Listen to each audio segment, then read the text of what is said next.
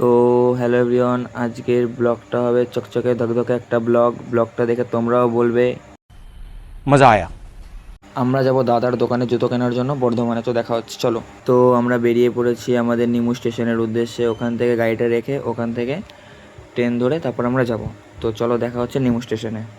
তো এই যে হচ্ছে গাইজ আমাদের নিমু স্টেশন, ঠিক আছে। এখন ট্রেন ঢুকবে। দেখতে দেখতে ট্রেনও আমাদের চলে এসেছে। ট্রেনে একটুও ভিড় নেই, পুরো ফাঁকা, একদম নির্জন ট্রেন, ঠিক আছে। দেখতে পাচ্ছ পুরো ফাঁকা। আমরা পুরো রিল্যাক্সে যাব বড়লোকের মতো।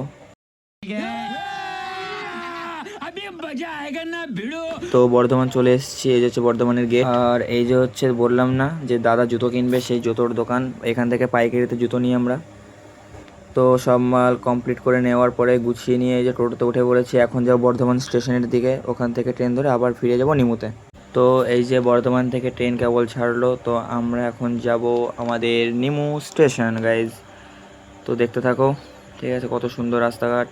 তো এই যে হচ্ছে ট্রেনে আমরা আছি, যাচ্ছি নিমু স্টেশনের দিকে। তো দেখা হচ্ছে পরের ব্লগে, ততক্ষণের জন্য টাটা, বাই বাই।